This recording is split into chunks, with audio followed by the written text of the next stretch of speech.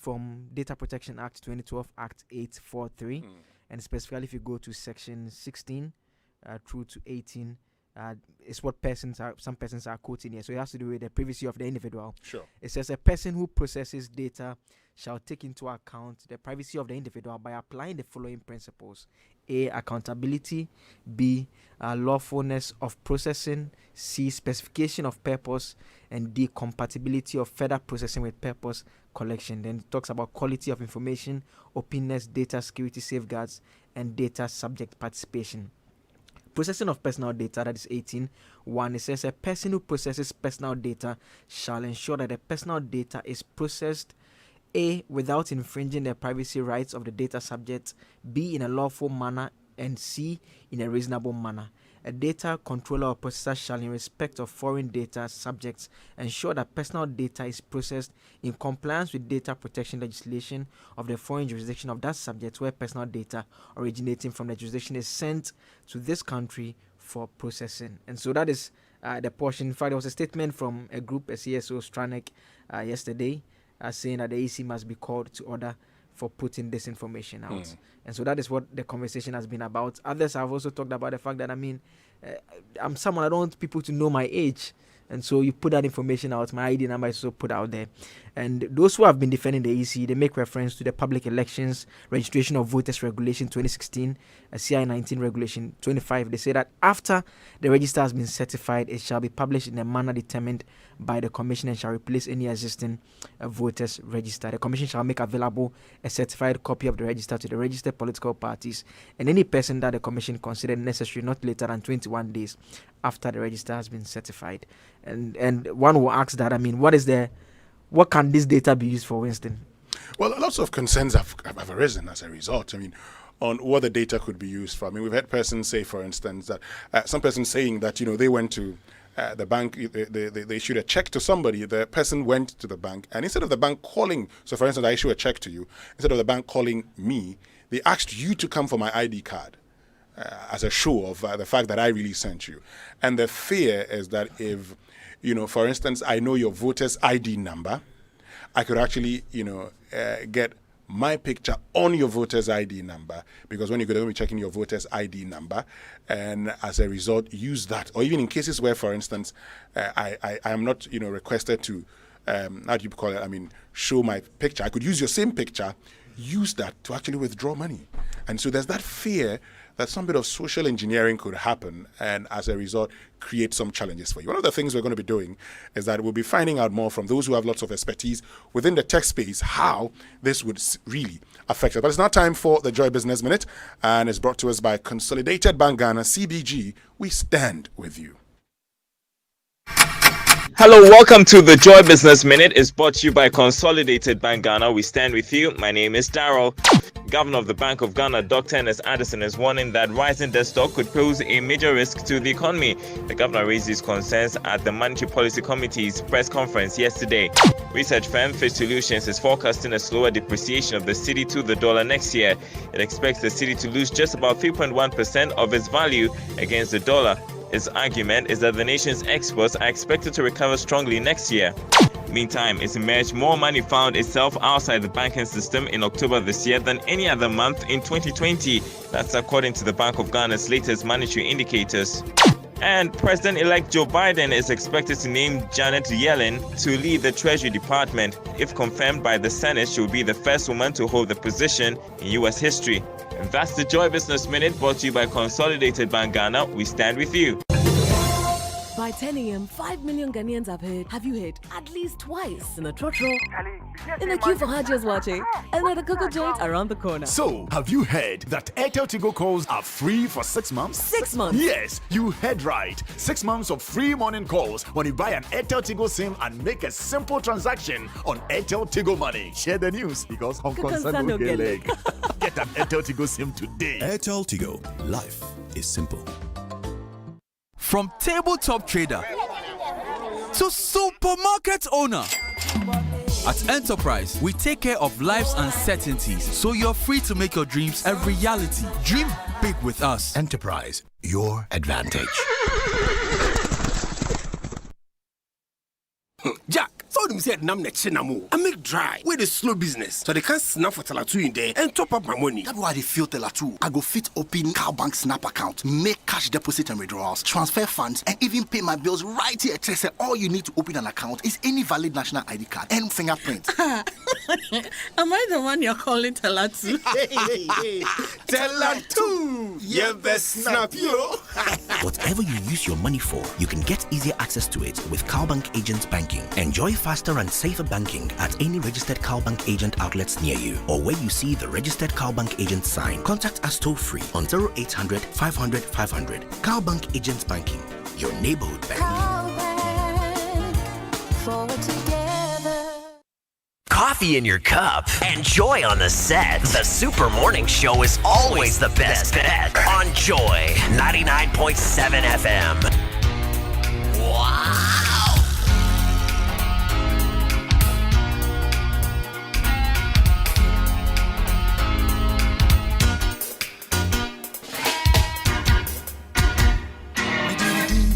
Better you much raman. Better you much raman. Biwasika anka meta zika kokompa wamana nantimo. Biwasika anka messi dai amana demo. Joy 99.7 FM. Mawa bebra mawana suno. Mami ajua. Oh oh, eno ajua.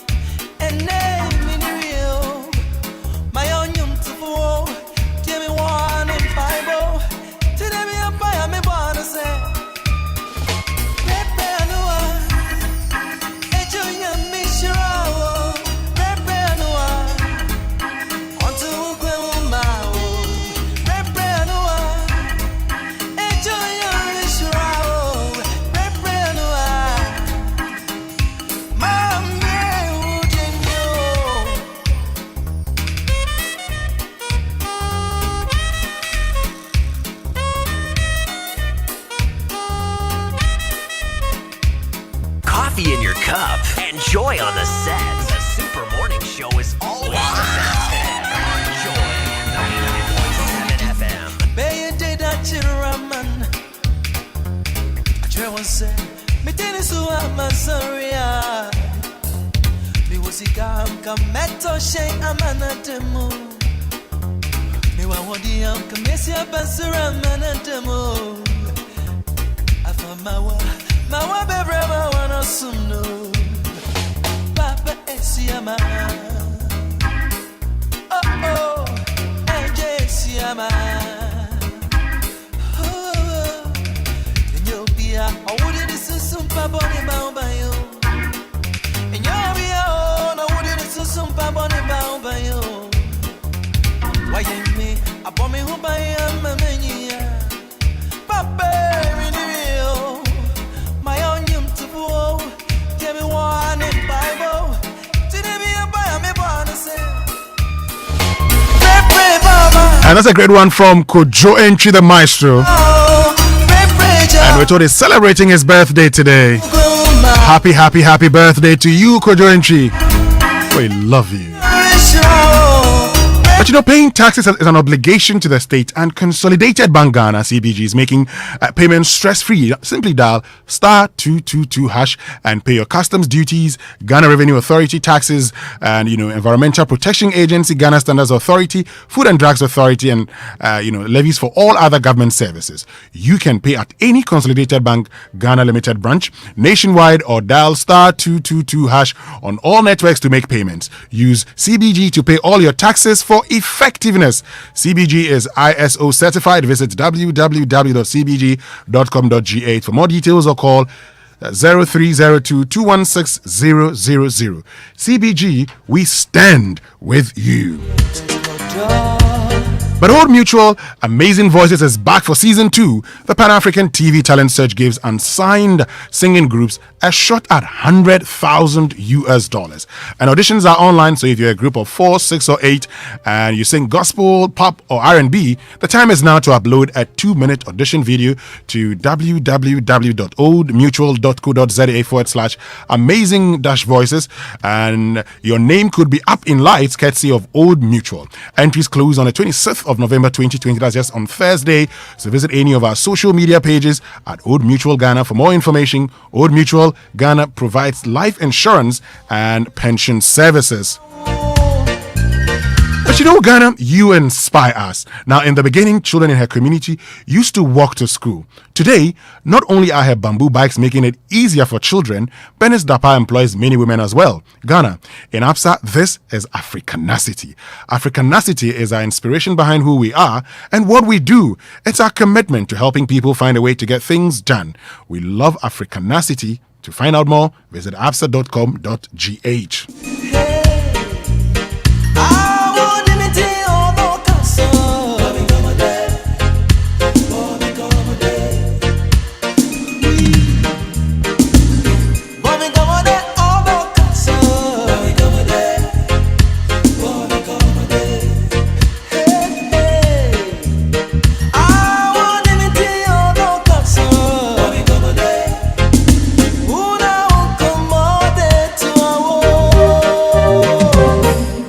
All right, and that's Kojenchi with Bombing Comedy. But you know, it's time for us to get into the conversation now. And this morning, I've been providing you with information on, what our sources at the Electoral Commission have been telling us. And they say one of the reasons why they even chose to do this was because of COVID-19.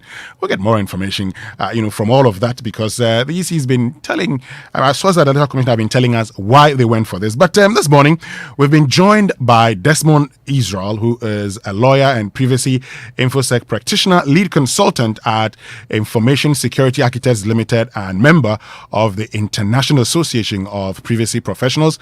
We've also been joined by Kofi Bentil, who is a lawyer and vice president of Imani.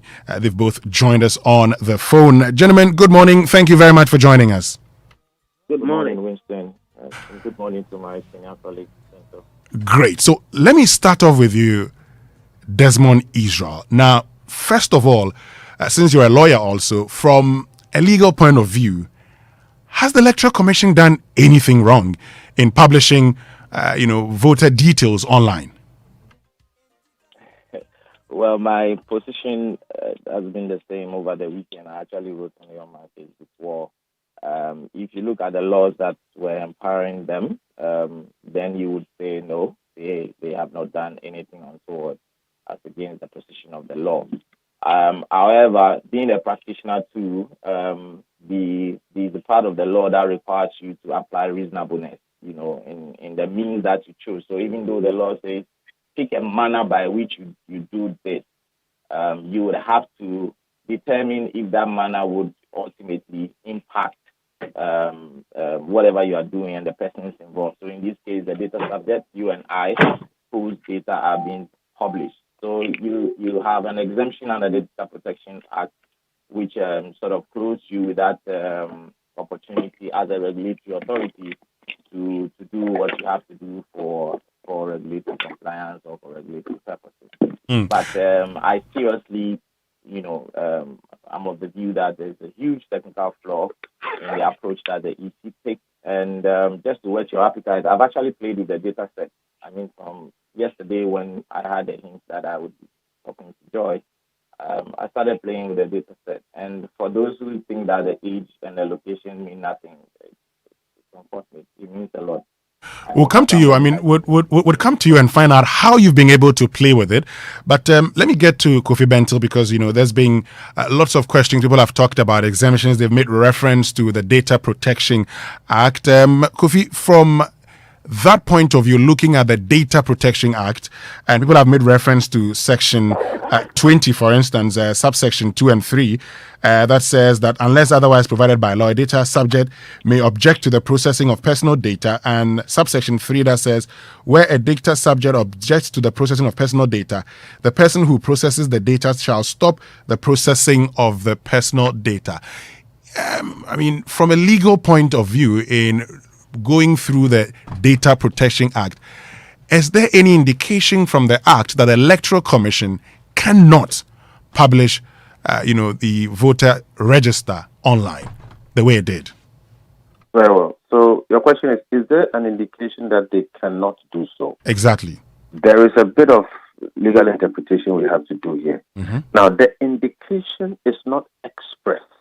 Okay. It's not written that they cannot do so. But anytime you see in legal language say subject to any act, it means that what you are about to do is not allowed except something else authorizes it. All right? Okay. So you have to look at that. And then there is also another caveat that says if there is an objection by the person, then you will not go ahead. That's the second situation that says that you don't have an automatic right to do this. So I think that should be clear. When people say the Electoral Commission has the right to do this, it is not true. It is said that they should decide how they are going to do it. But that decision is subject to other laws. So we have to interpret what those laws say and whether can do that. Number two, it is subject to, or if someone, okay, so that's after the fact. So clearly, there is no express authorization for them to do this. That should be clear.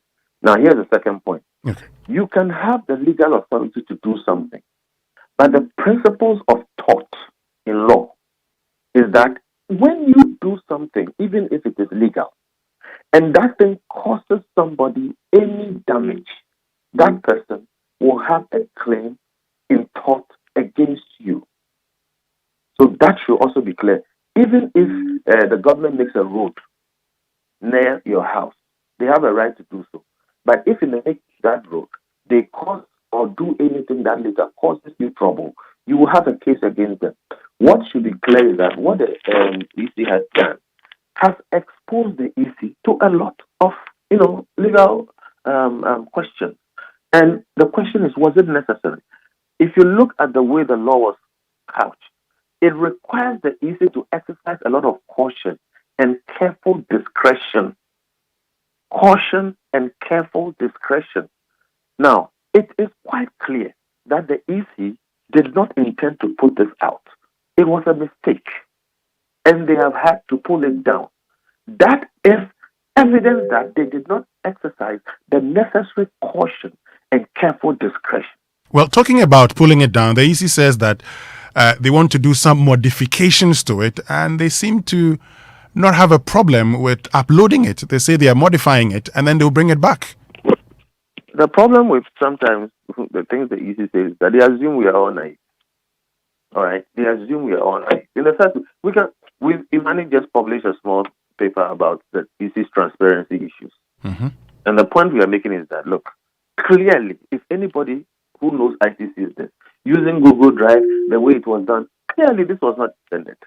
But whatever they say, that's up to them. My point here is to say this, that the EC cannot be faulted per se because they put it out. But they expose themselves to a lot of legal, questioning. All right? And clearly this was not proper. It was not necessary in the first place to put people's full names and ages out. It wasn't necessary. Okay. And it exposes people to unnecessary risk. Okay. There is data triangulation, and people can gather these things. And if somebody marks you, in a year or two, taking little pieces of information about you, they can draw a full data profile of you and use it to steal your identity. So this wasn't necessary. Now let's look at subsection 3 of section 20. I just want a bit of further education on that particular one. So when it talks, for instance, about the fact that, let me just read it verbatim, where it says that, where a data subject objects to the processing of personal data, the person who processes the personal data shall stop the processing of the personal data. Does this mean that if I object to the EC publishing my personal data, the EC cannot go ahead and thus must stop? It does not mean that exactly. It means you can object. When you get into the area of law, you are free to do everything, but there is always a judge. And the judge is going to look at your rights against the rights of the person you are coming up against and make a ruling that is just. So the law allows you to object. But the law also says the EC can, with careful consideration, do what they've done. So if the EC can prove that there is an absolute necessity for us to do this, then your objection will not carry more weight than what the EC has done. So yes, that rule is there, which is why I said EC does not have express authority. So it should have considered all these things. Right now, as we speak, somebody can get up and give very good reasons why they don't want their full name, etc., to be there, and the EC will have to go and pull everything down and edit them out. Okay? What I've just said is that it's not going to be automatic just because you object, but it is possible if somebody can give a good reason to convince a judge, which is also why the EC should have considered, what if this happens? Do we have to go and pull everything down? Do we have to go to court for every objection? And this would not have been necessary if all these considerations had been put, in the mix when they were making this decision. But again, like I said, I don't think the EC decided to do this. I think this was a mistake. And for me, the breach that caused this to happen is what must be investigated. One of the problems we have with the EC is they don't seem to have any oversight. We are not sure if they are audited financially and whether it's well done. They clearly do not do an asset audit. We've been calling for it. They've bought hundreds of millions of dollars of equipment, and nobody knows what happened to them. Today, they are handling sensitive data and they are doing what they want with it. We don't know who is auditing them. They are subject to Parliament. I don't remember Parliament doing anything looking like an audit of their processes, systems, and the decisions that they make. We need to do that because our EC is a danger point, and if we don't put them under proper control, not to change their decisions or influence them, but proper auditing of systems and processes, which is necessary, we are running into a problem. Okay, let me get to Desmond. I'll get back to you shortly, Kofi, because Desmond, you say you've been playing with the data, and in playing with the data, what were you able to do? Okay, so let's start off with an understanding that, and the word social engineering has come up by people who do and do not even understand the actual intricacies of social engineering. There's a concept called anchoring. Now, anchoring is what every social engineer loves to see, which is basically a reference point. Now, what the publication or the disclosure of that data has done to how many registered voters are there, just for the record? 17 million. Good. So that's reference point to 17 million people, which was published. Now, ideally, an attacker might spend about a year trying to scrap the internet for such an amount of data from various sources, whether online or offline. But here is the case: you gave it on silver platter within 24 hours, probably stayed up all to about 72 hours. It was just about 22 gig with a very fast, quick internet. You could probably get it down in about 30 minutes. So that's work that an attacker would have done in a year, given to the attacker in 30 minutes. If that is not an issue for conversation, then I don't know what is. Secondly, now, because the information is geolocation based, it also creates a very fine detail of how an attacker can stage various attacks. So what did I do? I looked at the geolocation, which is for me the polling station code, and then the age. And I know a lot of people would be wondering, what are you going to use the age for? So I built an age demography. I know it starts from 18 up there. So I built age demography with 15 years apart. So I had 18 and 33, 34 plus 15 and on and on and on. Now, because I didn't have much time, I limited myself to the 18 to 33. And it was very interesting. I just picked random names out of it, and then I started to search them over social media. And why did I do the age demography? I'm trying to establish people who would have quick access to technology, people who would have time to be on social media, people who are less likely to, who are most likely, to share more information about themselves, birthdays, parties, work, pictures, location they've been, and stuff like that. And you're definitely going to find that between that age bracket all the way to about 40 or 45. That doesn't mean the other age brackets will not do it. This is my context. Now, once I got about two or three different names, and this record set that I have was about 200. Now, let's just say I'm looking for a Joa Mansa, because I also don't want to disclose the persons, which would also put them to further risk and, Sure. and would definitely make me liable. So once I went online, started to look for Adjoa Mansa, I had multiple Adjoa Mansa. So what did I do? I used the location and the age to drill down because, mind you, in this register that has been disclosed, Adjoa Mansa has a specific age. So I'm looking at the most possible, permutation that I could get with anybody around the age. But here, I was very fortunate. It chanced on the said person. And the other way of verification of these social media accounts for me was the fact that the polling station code matches to a certain locality, and there is a pub in that area. So so I just went to Google just to make sure I'm in the right vicinity. Now this lady has taken a picture at the pub and geotagged herself before, so that shows. So you see, I've just painted a picture to you where this is practical. Let nobody get it twisted. I'm not having a random conversation here. This is practical. This is work that I have done with part of the data that was sent because I want to have a meaningful conversation. So what has been done right now is anchoring has been facilitated for attackers or malicious actors or any other person who is interested in working with the data set to sort of like maybe make some meaning or make some money or use it to stage malicious attacks or whatever purpose the person has. We have facilitated anchoring, and we facilitated that so well by giving good reference points to 17 million people. That is the start. What's the risk out of the anchoring? The first one that is very obvious is identity theft. Now, I've seen a bit of conversation online where people are saying, oh, what is identity theft? Your information is already online. But yes, but the information is not aggregated together the way it is aggregated together with a lot of meaning. This information are specific and applies to a particular ID. Now, what is identity theft? You don't need to run too far to start thinking about financial accounts. Identity theft is basically me taking information of somebody's ID and replicating these ID and using it for the purposes for which the ID can be used. There's a caveat. It leaves you to the verification of the ID. So where the verification is stronger, so for instance, those who are using verification platforms with photo ID API verification, it means that if I put a different ID image on the ID details, the verification can pick it up. But what about the locations where the verification is sometimes just over the phone and sometimes just enter the ID and just verify whether the data controller, in this case the EC, issued it or not? There's no necessary photo verification that comes with it. Okay. Identity theft would be what? Prevalent. It would be successful. And I don't see why one would want to have an argument to the opposite. If you want to put in the impediments are always circumvented by attackers. So the conversation we are having this morning is to say that the possibility is there, and that is the main reason why care should be taken when these sort of information are being channeled out. More so when you intend to channel them out in a mass, volume the way it is done, okay. And 17 million records set. It leads us to the second point, which is social engineering.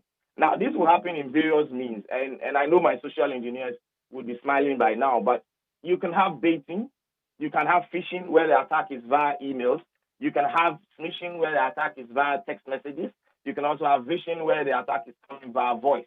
So our Momo guys are first reference point of call. They are not too sophisticated, but if they have the records and they can match, that's why social engineering is the second part, because for a successful social engineering, there must be a point of contact. It's not a direct attack like the identity theft, where just by creating an ID with the information, I can move to either stage an attack directly or use it indirectly to stage an attack by probably getting additional information. With social engineering, you need to get additional information into what the EC has published. So I take names, I go on social media, I start to look out for them. There's a chance if I spend maybe a month or two on the record sets which I've started, I'm going to end up with email addresses with the names in them. I can do email validation and evaluate if these persons are actually the holders of these email addresses, because there will be bits and pieces of information that I can collect and add up to it. And the tools are available and the scale is available. Okay. So once you do that mapping, you come up with a complete identity of who the person is. I'm Adjoa Mansa, lives within this locality by virtue of a polling station ID. She's of age this much. On social media, she works with XYZ Bank. She went to probably University of A, B, and C, and she likes to frequent the pub, especially this particular pub. So now you come to the script. What sort of script do I sell such a person that would make them fall? Mind you, social engineering is psychological warfare. It thrives on emotions and trust and the rest. So I had a joke that our Momo guys, for instance, will start calling us and say, you know, when I friend with Desmond Israel, no. Tell you that say you I mean, like, this is your age and this is where you live. You know, so quickly you panic because the person called you and gave you quite specific information about you. Then the attack moves in. So you're definitely going to have issues of social engineering. So Desmond, I mean, these things that you've talked about, I'm sure many people are asking, how can we be protected from these vulnerabilities? How do we deal with them? Before I get to Kofi for some quick 2 questions. Okay, so I'll touch on that real quick, but let me just wrap up on the last point. Sure. There's another risk that nobody has mentioned here. It's called data selling.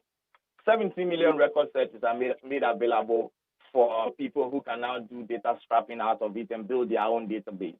The Russians are there, the Iranians are there, the Chinese are there. Don't only speak about Ghana. There are people offering data selling as a service, and they are building APIs on this. So if a data controller willfully, by virtue of the law, publishes this information, I really want the EC to come to terms with the risk that is involved, not necessarily the legality. You know, so here you are probably 70 million record sets for people who can leverage on that to do data selling. That's penny for our thought. Now back to your question. So like every other vulnerability with human attributes and data, first of all, the good thing is we know such a record is out there. So you have to play with vigilance. Anybody who is in the business of using their voter's ID card for lots of verification, especially with banking issues and stuff, this is the time that we all need to put the red antenna, the antennas up, the risk antennas up, because so long as anybody calls you and the validation they want to rely on is your location and age and also details of your voter's ID, you might want to do double cross-checking and even calling your service provider to be sure if they are the ones engaging you. You might want to also be, you know, using people with a little bit of knowledge to verify some of the maybe requests that will be brought to you. So it's more of vigilance now than anything really about technology. But for us on social media, it's also time for us to go back to the privacy settings and probably limit the fines, because people who are going to search on you maliciously is not Desmond Israel. It's somebody else somewhere, sitting somewhere with enough time on his hands and enough motivation to look out for you and build a profile around you purposely for an attack. The data also contains CEOs and MPs and ministers.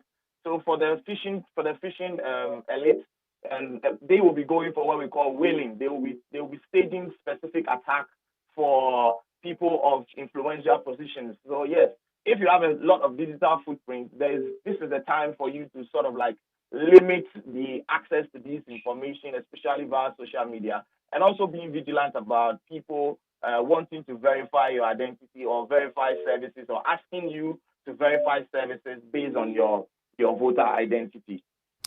Great, Desmond.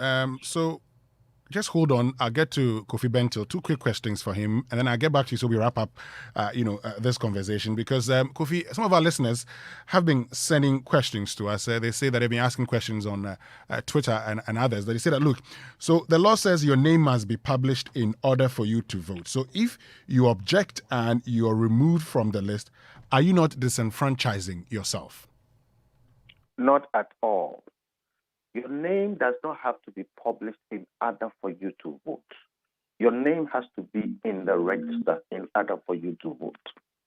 So indeed, if for some mistake or by some error, your name did not appear on this register, but you have registered, you have the card to prove it, and you appear at the polling station, by law, you would have to vote if they find your name in the register at that point.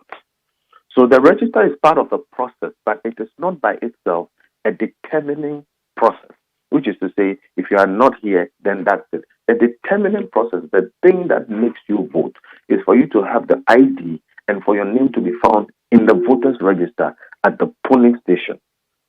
So this is intermediary that process is the one that determines. Yes, So but it is not so yes, that but if you are not there, okay. So you they say won't. the Electoral Commission should publish it in a manner that they deem appropriate, and that is the publication they have done. So is it the point that you are objecting to the publication and not saying your name should be deleted from the register? No. So there are two things. As for the law that says in the manner they deem appropriate is the exercise of a discretion. It is actually arguable that we can go to court under Article 296 and say that the Electoral Commission should publish what they deem as appropriate information, and that will guide everyone going forward. That is one. Number two, the exercise of that discretion has been made subject to another law and has been made subject to the acceptance of the person whose data is being published. That also tells you it's not absolute. I've explained that already. Now, in the manner they deem appropriate, it's assumed that they would find the necessary expertise to advise them. Look, Desmond just explained to you data triangulation, okay, how these things can be used, and they are not used immediately. People sit, they pack these things together, they triangulate and fill it in. Data triangulation and manipulation is what led to Brexit. A whole country is going through a lot of pain because somebody sat somewhere and did a lot of data mining, targeted people and money to influence them. That also led to the election of Trump. And the whole Cambridge Analytica company, which did these things, has collapsed. And there's all kinds of things being said. Today, Twitter and Facebook and co are under a lot of stress to make sure there's more data security. The point I'm making is that you think this is a small thing, it's not small. Why? Because it's not going to happen today. Unfortunately, this kind of damage is permanent.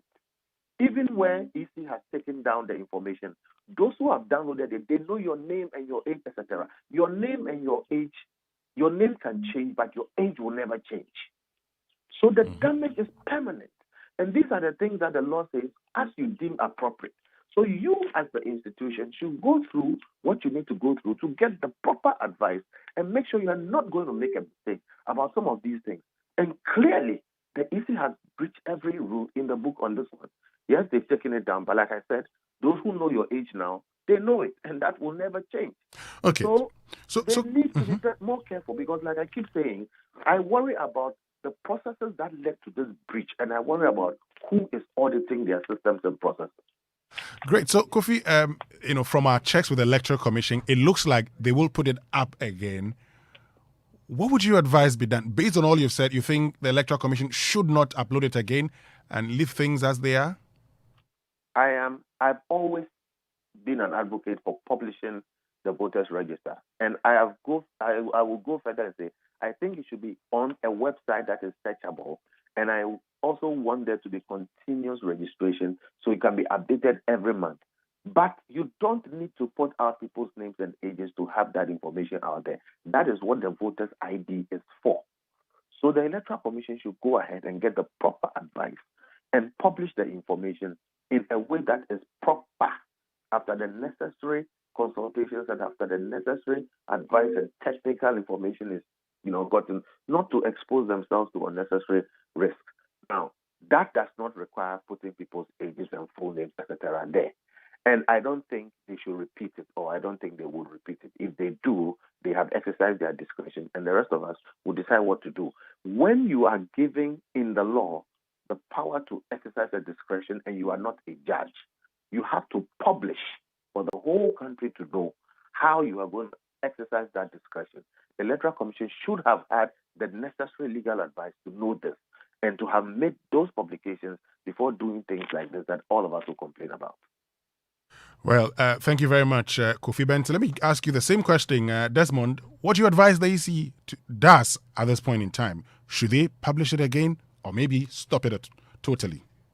Well, to the extent that they are required to publish, they would have to. But the means by which they publish, I've already demonstrated by my earlier submission that it is not, the most technically appropriate way to do it. I would revert to Ms. Bento's position on using a searchable database. I mean, the truth is the EC already has a database. So, and they're already granting APIs for ID verification to all these ID companies as third-party service. So what stops them from writing their own front ends and calling it by API onto a website where we can go out there and check the information, which will be a bit more sanitized than what we see, because it would not be 70 million records slapped in your face in some folders sitting on a drive somewhere. I don't have anything against people putting information on drives, because even these cloud drives have some level of security, and if you are using it commercially at the level at which they want to use it, they should also know that they could have necessarily applied safeguards to even avoid the downloads of these records. But yeah, like you said already, they decided to choose a means by which they want to go. Some of us don't think that this means was appropriate, technically flawed, and it should not be repeated. Concerning what we should do forward, I also think as a practitioner in privacy space, this is a very huge opportunity for the Data Protection Commission to now start to promulgate guidelines. Our ecosystem is maturing, and we cannot only just rely on the act. You could even realize that my senior mentioned about the fact that if you have to exercise discretion, you would have to publish it. It's the same approach. What are the guidelines in publishing these disclosures when it comes to privacy means? So that people will also not come and say, well, the law said I should publish and there are no guidelines, so I took the most appropriate cost-effective route for myself. And you likely will have courts who will also make this determination in their favor, and you can't blame them. But let's strengthen the ecosystem by passing the right, additional regulations or guidelines or directives. I mean, guidelines for fintechs on how they use data, guidelines on the Electoral Commission or any other regulatory authority who comes under the exemption and what they can do in the disclosure of these records. Okay. We cannot live with blanket laws and assume that everybody is savvy about it. The fact that you don't even know the law exists, that's not grant you an excuse. But yet we are speaking about serious issues that concerns people's privacy. And mind you, the Data Protection Act came on the basis of your right to your right to privacy being a human right under the Constitution. So it's more an important issue for the citizens than it is even for the regulators. Desmond Israel, thank you very much for joining us. And thank you also, Kofi Bentil, for joining us. We're very grateful to you both. And Desmond Israel is a lawyer and privacy and InfoSec practitioner and also lead consultant at the Information Security Architect Limited. He's also a private legal practitioner, so we know where it's coming from. And Kofi Bentil is a legal practitioner and a vice president of Imani. So I still have Joseph Akable here with me. Joseph, so there you have it. The law has been explained, and Desmond has been telling us what he's been able to do with the data since he got it. Very interesting there. And I mean, I think Mr. Bentil asked the very fundamental question, is that was it necessary? And I was wondering, and I was telling a few colleagues that when you check the information on the Google Drive and your voter's ID, you don't find your voter's ID where you registered, what happens? There's really nothing that can be done at this stage. No, there's nothing. Exactly. And so that's the question about, was it actually necessary? Because in the event it was during a voter exhibition exercise that had been carried out, you could say that it serves the purpose that you can quickly check and have it rectified. But in this instance, if it's not there, there's nothing to be done. The second point is about the form which has been put out, and that's the understanding I get from the two gentlemen we spoke to, is the fact that it's too accessible. It's one-stop shop. People get access to information that ordinarily shouldn't be available that way. There could have been various ways, and I've read from tech guys who make the point that there could have been a way that you actually input your voter's ID number in it, then it reflects to show you where you are registered, rather than having a Google Drive and having all the information available. And there are those who, in terms of the data mining, who want to reach out to a certain, like a political party, couching your message, and you know that within an enclave you have a certain age limit here. It also influences what kind of message you put out there. Those are things that maybe our politics have not gotten to that level in terms of sophistication, but it's a long-term goal. We've not heard officially from the Electoral Commission speak to this particular issue. We understand you're supposed to have a press conference later this morning. Yes, at 9 a.m. we're told that the Electoral Commission will be get some addressing all these issues. What changes they are actually making to this particular law or this particular data set, for which reason they've decided that they are making some amendments before they put it out. Well, there's been lots of discussions even at the Electoral Commission front over there, and the discussions have been on whether the EC should actually limit it to just voter ID numbers. And so that is your voter ID number. or I think it should be such that you key don't in your voter's vote. ID number. Well, yes. So they're and having your those name discussions. Comes privately, so it doesn't. It's just like when we're using the SMS to check. Yeah. You input it, then you get a result. You get a result. So, okay, let's get to the phone lines again. It's a very interesting conversation we're having. And you can also join us on Twitter. Just go in there. Use the hashtag JoySMS and tell us what your thoughts are this morning. Desmond Israel has been telling us what he's been able to do. Kofi Bentil has raised issues about the discretion, whether the EC should have gone ahead to publish it in that manner, knowing that it could injure some persons. And we've been joined on the phone line by Ernest Kofi Abochi, who is the Dean of the UPSA School of Law or Law Faculty. Mr. Abochi, good morning, and thank you very much for joining us. Good. How are you? Well, we're doing very well, except that we're concerned about all the things happening and the legalese associated with it. But help us understand, because some legal persons have talked about the exercise of the EC's discretion and think maybe the Electoral Commission could have done things differently. Has the EC done anything untoward in publishing the voters register on Google, Drive?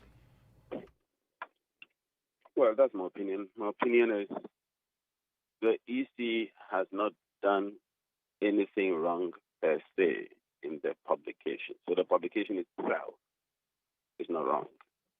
The content of the publication is what may be problematic. The law allows the EC to publicly advertise or exhibit the voters register. Now, the public platform is not specified, and the constitutional framework obviously understood that there would come a time when there will be a variety of platforms that may not have been envisaged by them. Nothing is more public than putting a particular document or data online. That one is not only Ghanaian public, but it's globally public. So the Constitution doesn't specify or doesn't restrict the extent of the public exhibition. So in that respect, the publication on a public platform itself is not wrong. Now, the argument has been made that the EC should have sought the consent of the persons involved. That is problematic too. The reason that is problematic is because the expectation of consultation for purposes of data publication is in respect of individual publications. This is a public publication, and therefore it's unreasonable to expect the EC to consult about 17 million or so people for purposes of publicizing their data. Not only that, the law mandates the EC to publish. The law doesn't require the EC to publish on the basis of individual preferences. So whether or not an individual wants data published in terms of the exhibition of the register, the law doesn't say the EC should consult. The law says the EC should publish. So the failure of the EC to publish would actually be an infraction of its mandate. And so in terms of the publication itself, there is nothing wrong with that because this is a constitutional requirement. And in the gradation of norms, the Constitution is the highest.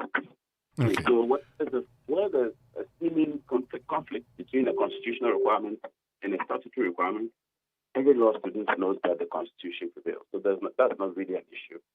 But what may be problematic with the publication is the extent of data that was published. What is problematic with that? What may be problematic with that has to do with the prospect of exploitation given the content. And so the question is, what ought to have been published or publicized? My own thinking is that the constitutional framework expected that whatever should have been published should be necessary data.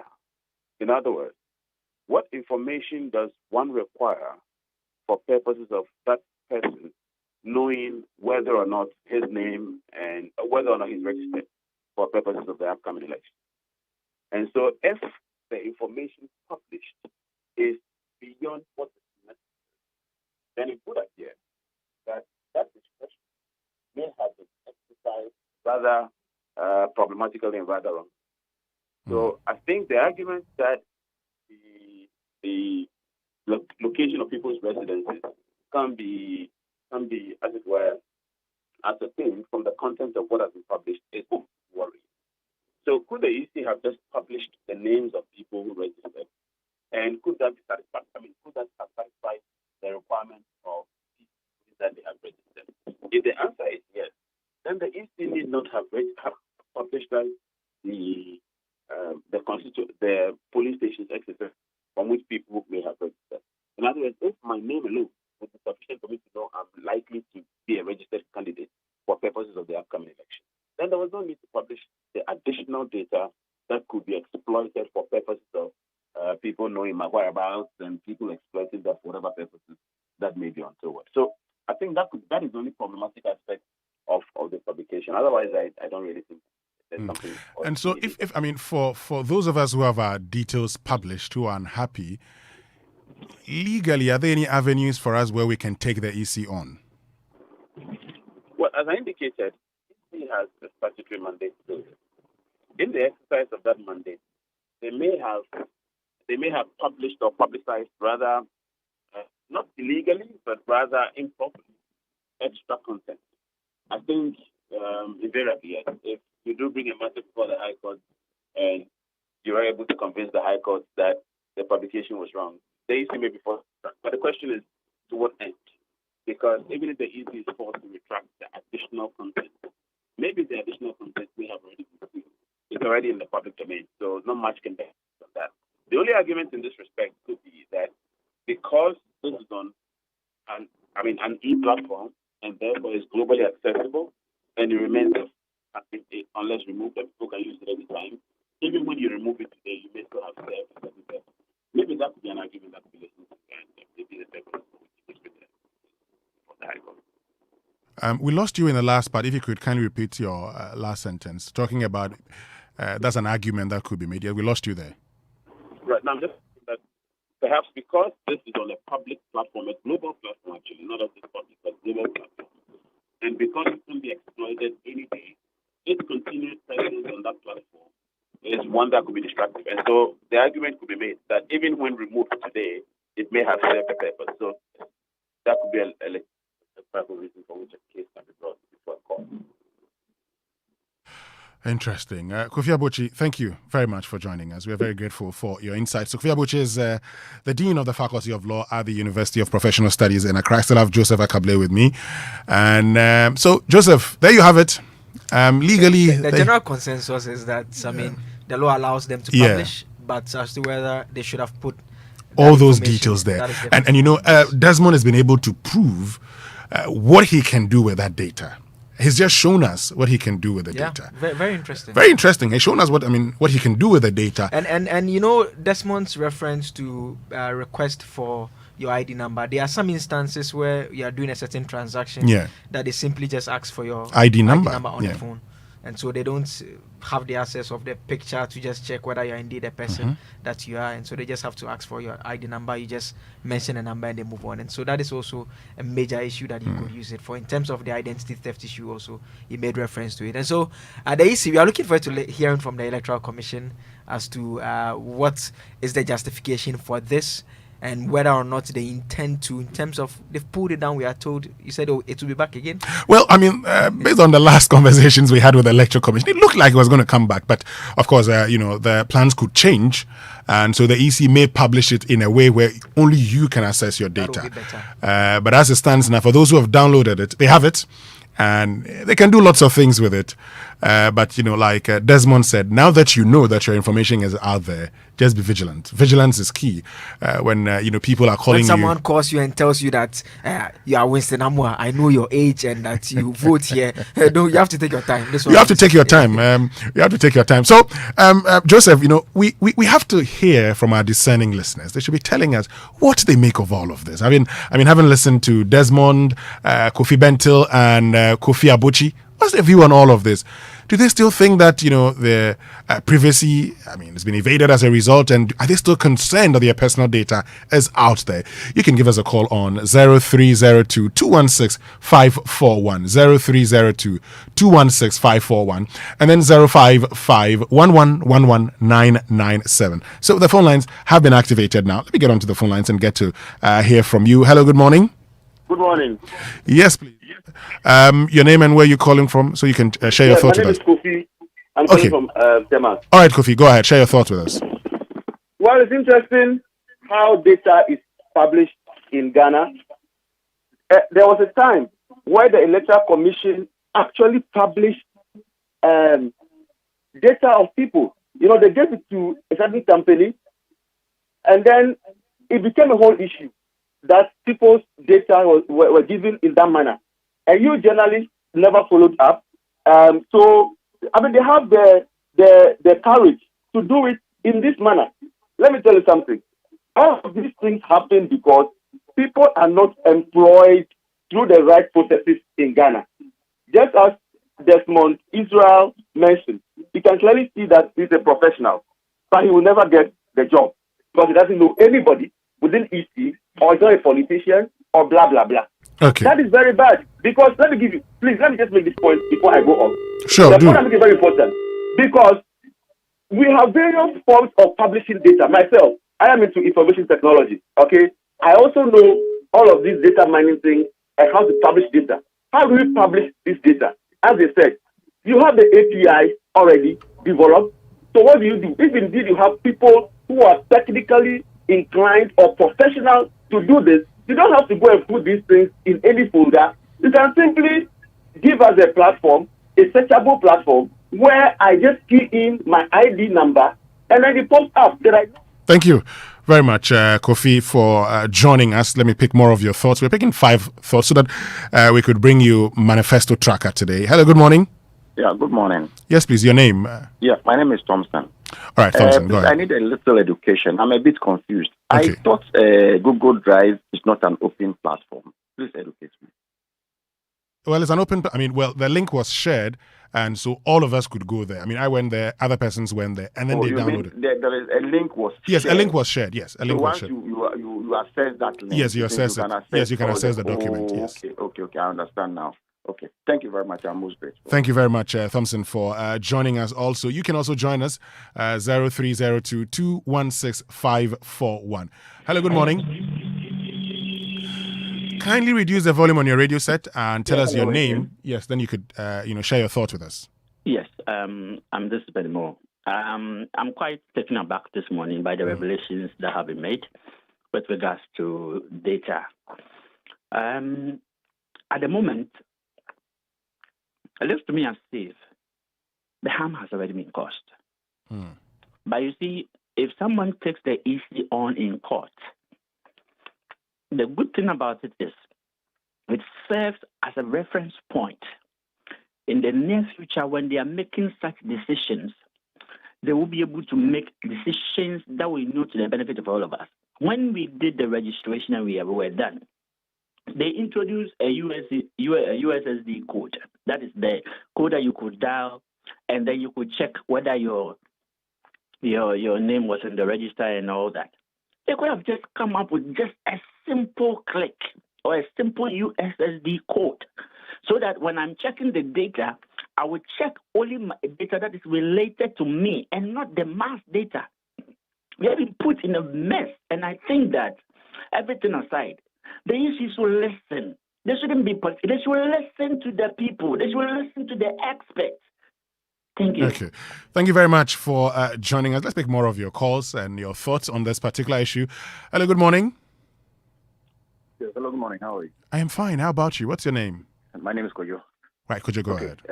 Quick one. I am assuming the EC has a cybersecurity consultant or expert in the environment. Sure. Okay. So if the cybersecurity expert knows his job, then I'm assuming or presuming that he probably erred in releasing this information on Google Drive. Okay. Thank you very much for joining us. We'll pick our final caller. Hello, good morning. Hello. Yes, please, your name. My name is Claude. All right, Claude, you're a final caller. Go ahead. Yes, I think this issue has come about because of pressure being put on the EC to be transparent, and it has come to this. I think we should have a little patience with the EC when they are doing things. If you put so much pressure that the certain names are not on the register, some have been taken out. In their bid to be transparent, this is what will happen. Even though it's unfortunate with the experts saying what the names and numbers can be used for. It's unfortunate, but that is pressure on the EC. Mm. And the last one is about the election. You know, when people go and queue with stones and chairs at midnight and come the next morning, it creates confusion. I think that thing should be banned. You get there first and first serve. Stones and chairs don't represent people. So that is a caution the EC has to put in place so that thing doesn't happen. Thank you very much, Claude, for joining us. And we can't pick any more of your calls for now. It's been a very, insightful conversation. We've learned a lot about the fact, identity theft, social engineering, data selling, and everything that can be done with the data currently. Well, the EC will be addressing the press at 9 a.m. in 3 minutes' time. We're monitoring that particular conversation and we'll bring you updates. Still live here on the Super Morning Show on Joy 99.7 FM. We'll go for short messages from our friends. When we return, well, the team from Iman has joined us. We'll be having Manifesto Tracker. Our focus is on corruption, and we'll also be giving you overview analysis of the manifestos from the two main political parties. My name is Winston Amwa, but first, these messages. Charlie, this one, dear.